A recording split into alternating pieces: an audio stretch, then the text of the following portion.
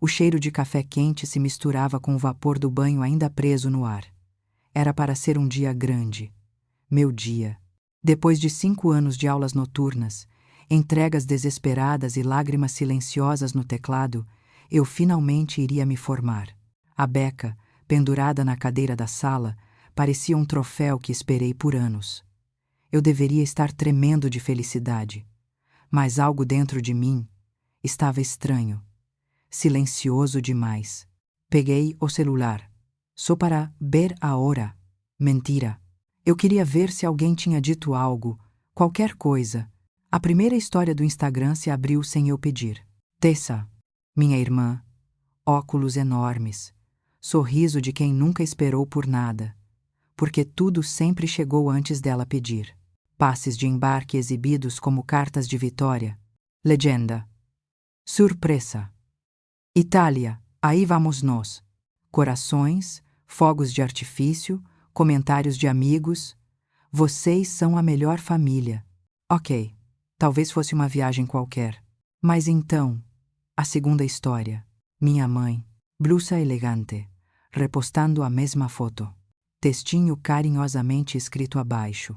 Ela é a única que nos faz sentir orgulho de verdade. E eu pisquei. Li de novo. De novo. De novo. De repente, todas as palavras ficaram embaçadas, como se alguém tivesse apagado meu nome da família com borracha. Ali, no dia da minha conquista, eu não existia. Eu era invisível. Meu peito apertou, e ainda assim, um barulho agudo ecoou pela cozinha, o bule fervendo. Foi quase irônico. Era como se tudo estivesse queimando, menos eles. Segundos depois, meu celular vibrou. Uma mensagem. Da minha mãe. Fria. Objetiva. Não seja dramática, Maria. Foque na sua cerimônia. E logo em seguida uma foto.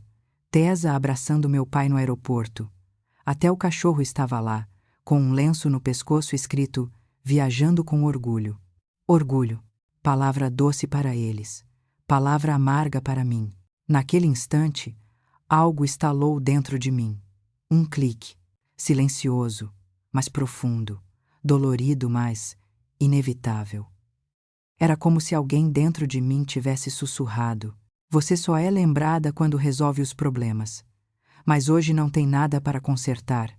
Então não tem você. Flash. Uma lembrança. Rápida, dolorida.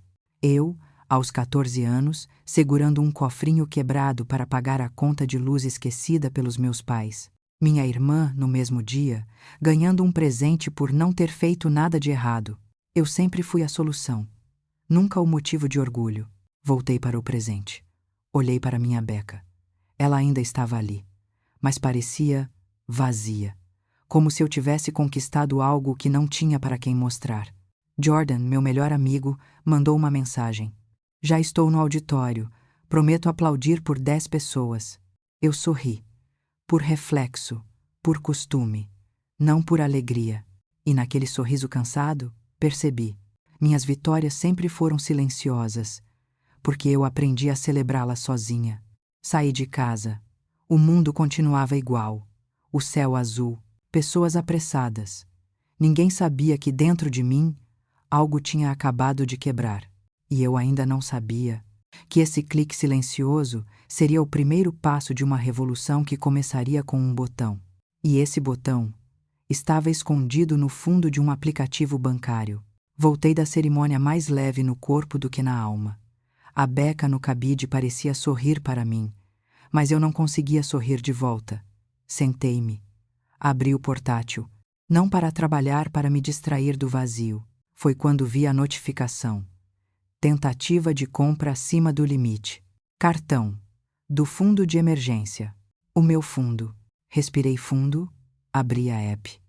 O painel brilhou como um holofote na cara de um ladrão. Primeiro, os números não fizeram sentido. Depois, fizeram demasiado.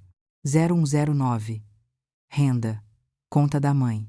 950 euros. 12, 3. Portátil P. Tessa. 280. 7. O. Workshop Milano. 740. 21. 7.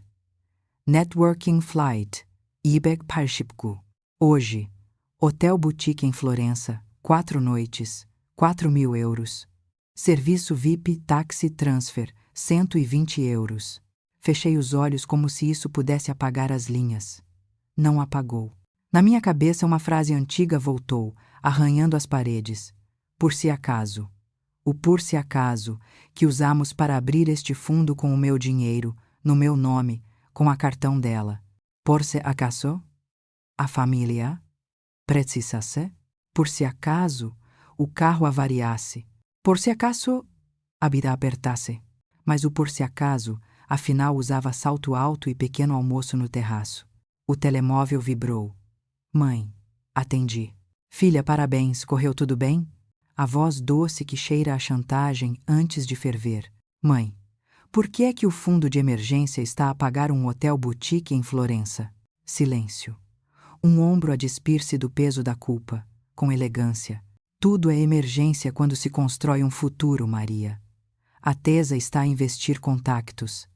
Vais perceber quando tiveres família. A frase bateu-me como porta fechada na cara. Eu tenho família. E tenho contas que eu pago. Este fundo é meu. O meu dinheiro. Não sejas mesquinha. Queres aplausos por comprar mercearias. A doçura acabou. Entrou a navalha. Se não fosse por nós, não serias nada. Senti a raiva crescer como água a ferver num tacho esquecido. Mas por cima da raiva havia outra coisa. Clareza. Gelada. Cortante. Olhei o ecrã. O cursor piscava sobre gerir cartão. Mais abaixo, um botão. Desativar. A mão tremia. Não pela tecnologia. Pelo que esse botão significava. Desativar o cartão era desmontar uma religião à fé antiga de que amar era arcar com tudo. Fechei os olhos e voltei ao auditório. A Jordan a prometer aplaudir por 10 ausentes. Lembrei-me de mim aos 14, a partir o mealheiro para apagar a luz. Lembrei-me de hoje. Ela é a única de quem temos orgulho. Abri os olhos. Voltei à chamada. Mãe, escuta. Emergência não é capricho. E família não é cartão sem limite. Do outro lado, risos curtos, incrédulos. Quem te encheu a cabeça? O teu amigo? Cresce. O sangue subiu-me aos ouvidos. O mundo afunilou. Pousei o telemóvel na mesa, em alta voz. Deixei-a continuar a falar frases redondas, culpas quadradas. Capturei o ecrã. Todas as transações. Uma a uma. Com datas, com valores, com nomes. Arrastei-as para uma pasta chamada Provas. Abri um documento. Transformei tudo num PDF. O som do teclado soou como um martelo a fechar um veredicto. Voltei ao botão. 1, 2, 3 segundos de respiração. Clique. Som mácio. Quase gentil. Como quem diz: chega. A chamada ficou muda por meio segundo. Depois veio o grito aflito. Maria, o hotel está a pedir pré-autorização. Não faças isso. Vão bloquear-nos. Estás a humilhar-me. Eu não estou a humilhar ninguém, mãe. Estou a terminar um abuso. Ela respondeu com a frase de reserva, a que só usava em emergências as dela. A Tesa está a fazer algo bonito por nós. Geisen de Viral Manelin. Bonito não se paga com o meu oxigênio. Desliguei. As pernas pesaram. Encostei a testa ao frio da janela.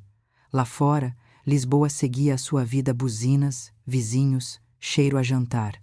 Aqui dentro, um silêncio novo. Não o silêncio que castiga.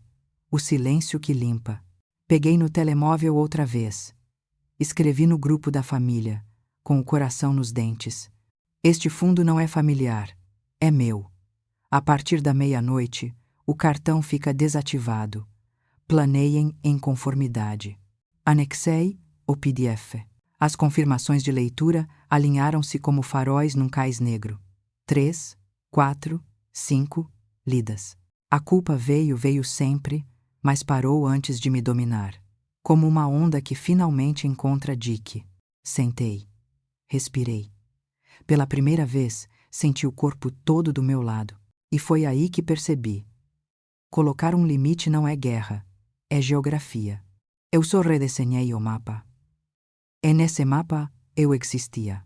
Levantei-me para fazer chá. O telemóvel vibrou de novo, uma notificação atrás da outra. Nomes que eu não via há anos. Mensagens, opiniões, dedos apontados. A multidão estava a formar-se. E é aqui que começa o próximo capítulo, quando a família vira público e o julgamento não tem tribunal. O primeiro visto no grupo da família acendeu como um fósforo no escuro. Depois, outro e outro. Em menos de 1 minuto, a noite ganhou olhos. As mensagens chegaram em fila indiana, disciplinadas como quem aprendeu desde cedo a marchar atrás de uma mesma verdade conveniente. Maria, apaga isso já. Não exponhas a família. Tia Dona. A tua mãe está de rastos. Pede desculpa. Tio. Rei. Sempre foste fria.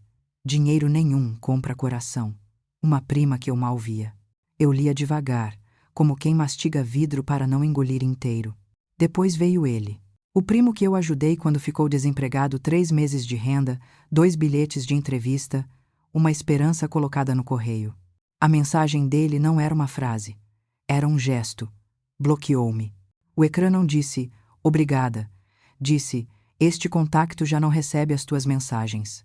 O som que se ouviu, lá dentro, foi o de uma porta a fechar sem chave do lado de fora. A mãe entrou no grupo com uma liturgia antiga. Filha, chega de drama. Estamos em viagem. É perigoso. A Tesa está a tentar fazer algo bonito. E a Tesa, a estrela de sempre. Se estragares isto, nunca te perdoo. Não havia, por favor. Havia imperativo. Pousei o telefone. Na cozinha, só o zumbido do frigorífico, a luz amarela pousada nos azulejos. A cadeira vazia do outro lado da mesa parecia alguém que acabou de sair, mas nunca esteve. Senti as lágrimas subirem, mas não as dei. Aprendi cedo que nesta família lágrimas são moeda. Alguém olha, conta, cobra, usa. Voltei ao grupo. Respirei. Escrevi devagar, como quem lava um ferimento. Este fundo foi criado com o meu dinheiro. Emergência não é capricho. O cartão está desativado. Não vou discutir. Envie. O silêncio durou 3 segundos. A seguir, a multidão fez aquilo que multidões fazem quando cheiram um bode expiatório. Moralizaram. Foste criada com tudo. A tua mãe sempre deu a vida por ti. A tua irmã só quer o melhor. In fact, tantas certezas ditas por quem nunca viu as minhas noites, os meus nós na garganta, o meu mealheiro partido aos 14. O telefone tocou, chamadas de números que eu não tinha guardado. Um vizinho da infância. A tua mãe está com o coração em pedaços, miúda. Desbloqueia o cartão, isto é feio. A voz dele vinha com cheiro a sopa quente e julgamento frio. Eu soube que, para eles, o que dói não é a mentira, é o vexame. É a aparência que sangra, não a pessoa. Fechei os olhos. Imaginei a recepção do hotel em Florença. Um sorriso cansado, um pedido de garantia no cartão. A minha mãe a falar mais alto, a Tesa a revirar os olhos, o meu pai a olhar para o chão como quem perdeu o manual. Não senti prazer. Senti sede. Sede de realidade. Sede de uma frase simples. Fizemos mal. Ela não veio. Jordan apareceu à porta do meu T0 com um saquinho de pão e chá. Não perguntou nada. Só pousou a mão no meu ombro. Estou aqui. Sem perguntas. It's a private bed. Foi assim que descobri que presença também é linguagem. Voltei ao sofá. Olhei outra vez o PDF que eu tinha enviado. Cada linha tinha um peso. Não eram só números. Eram as horas da minha vida. Perguntei. Baixinho não sei a quem. Talvez a rapariga de 14 anos com o mealheiro partido. Valeu? A resposta não veio como consolo. Veio como coluna. Sentei-me mais direita. A mãe, em privado. Filha. Isto está a humilhar-me. Pessoas estão a ver. Dá-me só esta. Amanhã conversamos. Enquered. Is excited. As palavras humilhar-me brilharam como neon. Eu podia ceder e apagar o rasto. Podia salvar-lhe a fachada por mais uma noite. Mas eu tinha aprendido um novo idioma horas antes, o do limite. E limites, hoje percebi, não são gritos, são linhas. Mãe, não vou apagar, e não vou reativar. Podes não gostar de mim hoje, mas eu prometo não deixar de gostar de mim por tua causa. Enviei, esperei o remorso. Não veio. Veio paz, caprichosa, frágil, há medo mas paz. Quando a madrugada chegou, sentei-me no chão da sala. O frio do mosaico trouxe-me de volta ao corpo. Pela janela, Lisboa respirava fora do meu drama. Pensei na frase do vizinho, feio. Feio para mim era outra coisa, chamar família ao sítio onde o amor vinha sempre com recibo. As mensagens foram rareando. A multidão, como todas as multidões, cansou. Ficaram só 3 pontos de luz. Eu, o ecrã do telemóvel e o candeeiro da rua. E foi nessa calma improvável que a decisão nasceu inteira. Eu já não queria convencer ninguém. Queria ver. Queria olhar para eles sem o meu dinheiro assegurar o teto. Queria sentá-los a uma mesa onde a única coisa gratuita fosse a verdade. Peguei no casaco. Escrevi uma última mensagem, curta, limpa. Domingo. Jantar. Sonos. Vamos falar. Carreguei em enviar. A notificação entregue brilhou um segundo como um semáforo a mudar de cor. E é para essa mesa que vamos agora, onde as vozes sobem o tom, o orgulho fica sem açúcar e as verdades são servidas sem guardanapo. A casa parecia mais pequena do que eu lembrava.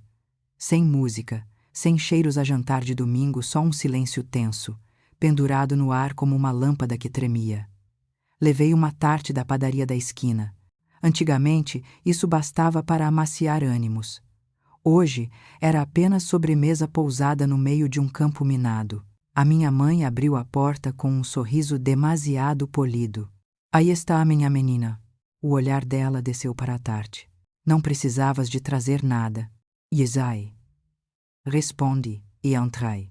O meu pai estava já sentado, mãos entrelaçadas, olhos a fugir para a toalha da mesa. Tesa rolava o ecrã do telemóvel como quem procura uma saída secreta. Sentei-me. A cadeira rangeu. Às vezes o corpo da casa fala primeiro. Comemos 3 garfadas de comida com sabor a desculpa aquecida demais. A minha mãe pousou os talheres. O que aconteceu em Itália foi complicado. As coisas saíram do controlo. Deixei o meu garfo no prato. O metal bateu seco. Não foi complicado. Foi mentira. Usaram o meu fundo de emergência para férias e chamaram-lhe futuro. O rosto dela endureceu. Depois vestiu a máscara do costume. Fazes tudo soar cruel. Foi cruel, disse, devagar. Só que tu não sentiste porque eu pagava o colchão. Tesa levantou finalmente os olhos. Meu Deus, Maria, estás obcecada com controlo. Adorava ser a salvadora até deixarmos de te aplaudir. Olhei-a com uma calma que me surpreendeu. Confundes respeito com aplauso. Eu nunca pedi culto. Pedi limites. O meu pai pigarreou, a voz a sair baça. Chega, somos família. Há que seguir em frente. Virei-me para ele.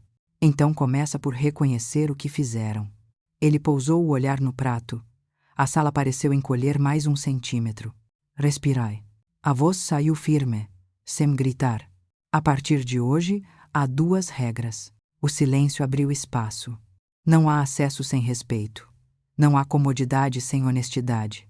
As palavras ficaram suspensas, nítidas, como vapor no frio. A minha mãe inclinou-se para a frente, os dedos muito brancos à volta do copo. Tivemos medo. Tu és tudo o que temos. Abanei a cabeça. Não, eu era conveniente. E isso não é o mesmo que ser amada. O ar mudou. Tesa recostou-se, cruzou os braços e disparou. Estas humilhornos. Vocês humilharam-se sozinhos quando trocaram verdade por fachada. A minha mãe bateu com a mão na mesa.